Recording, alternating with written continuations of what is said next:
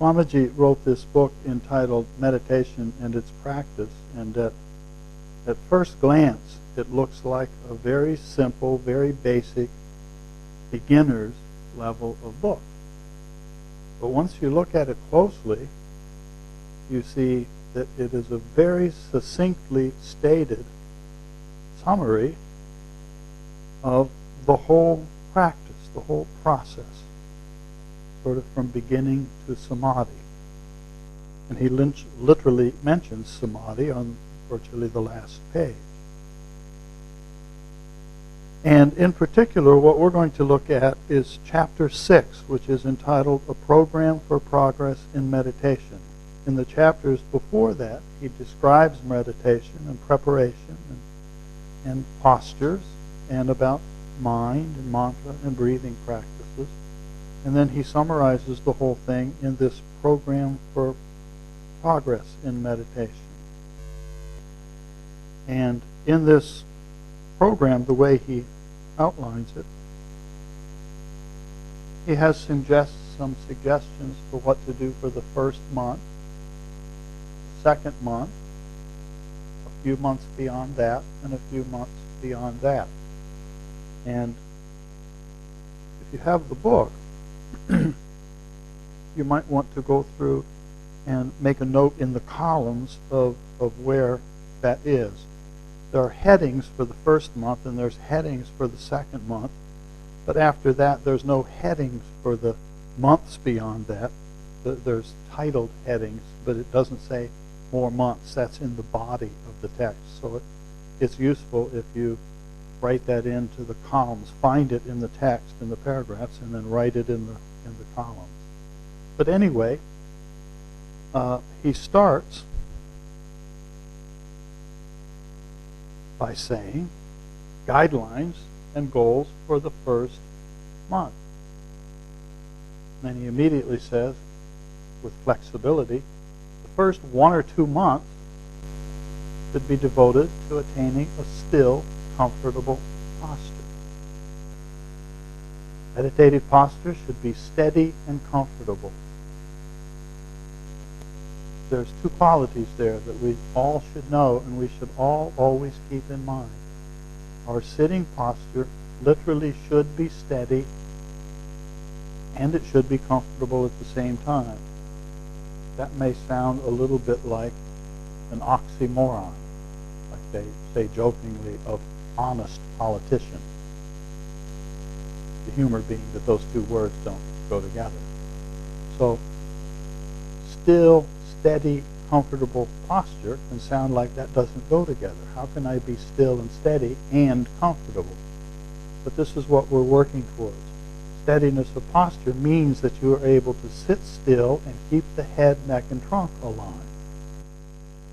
For the first month, you may use the support of a wall to help you tell when you are keeping your head, neck, and trunk in a straight line. After that, learn to sit independently of such support.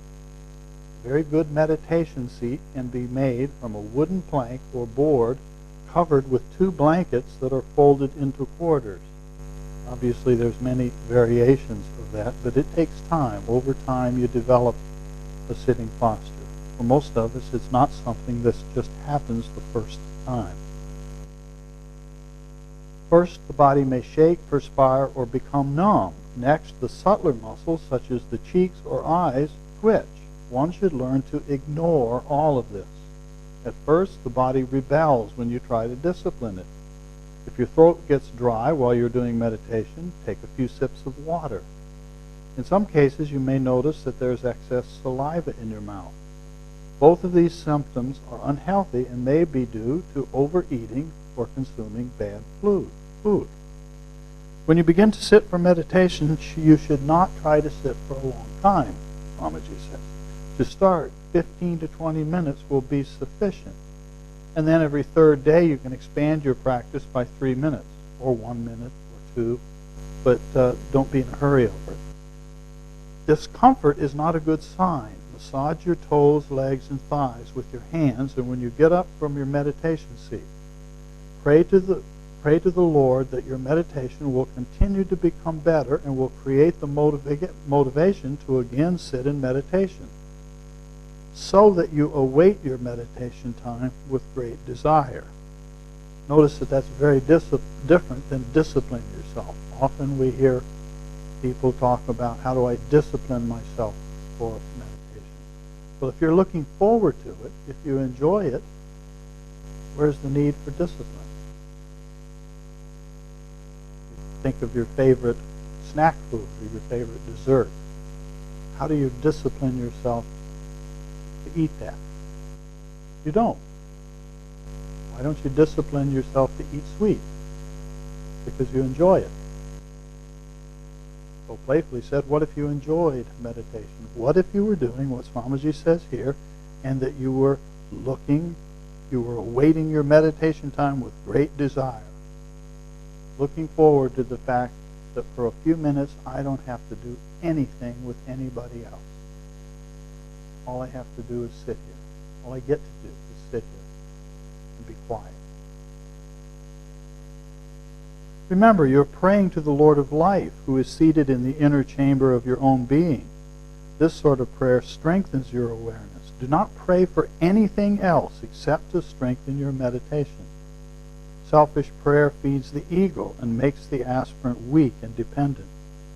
Prayer should be God-centered and not ego-centered. Then he provides an exercise in here that walks you through a sequence of basically being aware of your whole body, starting from the top of the head, down through the face, down through the body, and then returning. I think that there's not many people who are willing to do this. But if we're willing to do it from the beginning, or maybe if we've been meditating for a long time, to go back and do this for a month, where you give yourself 1 month, that the entire focus is on sitting still, and meditation on the body, being aware of the body, being aware of the body. So the suggestion is literally do it for a month. And then in a couple pages he comes to what's for the second month.